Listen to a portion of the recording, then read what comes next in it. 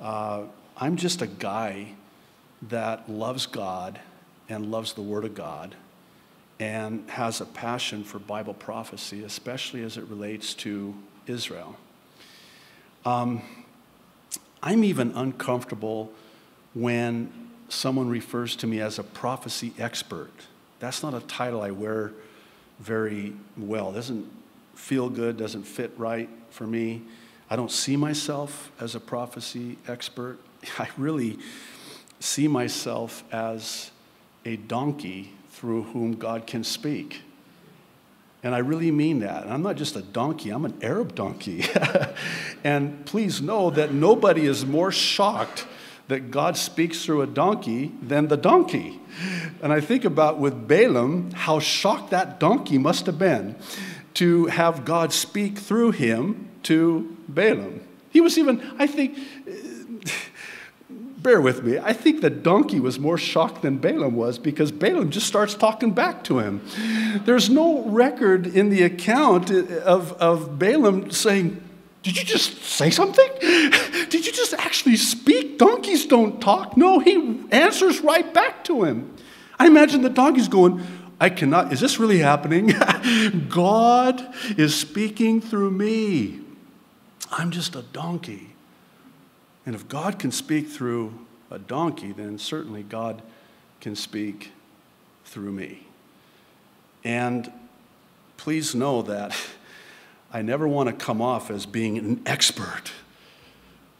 I never set out, please know this, I never set out to have this huge online church with people all over the world. In fact, when I was approached by a brother in the church who asked me, he said, "Hey, Pastor JD, you want to put this on YouTube? Can I put this on YouTube?" I'm like, "Yeah, sure, why not?" Probably have like 8 views, and half of them will be my family.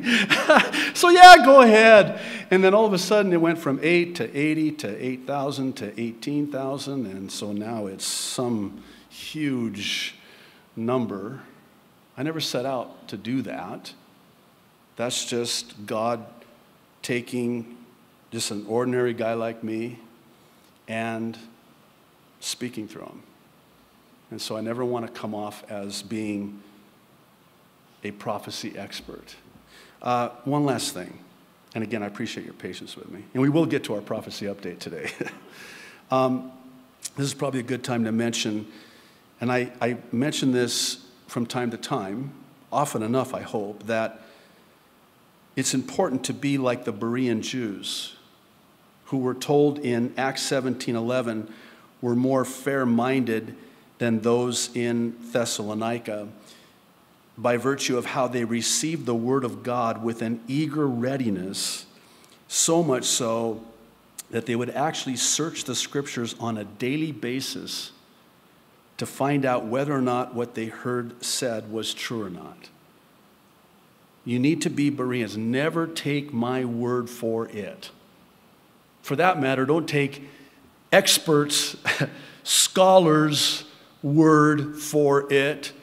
I mean, they can be really impressive with their knowledge of the Greek. I mean, I could barely speak Arabic, let alone Greek, okay? But I mean, they come up with these, big, they rattle off these things. You're just going, wow, that's really impressive. Have you seen my resume? You know what my resume consists of? A lot of white on the paper, because it's like, there's probably a couple of lines. My resume is 1 Corinthians, where Paul says that he takes and confounds the wise by calling the foolish.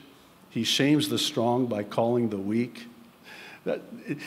What I love is when somebody says to me, "Man, if God can use someone like you, he could use someone like me." Thank you.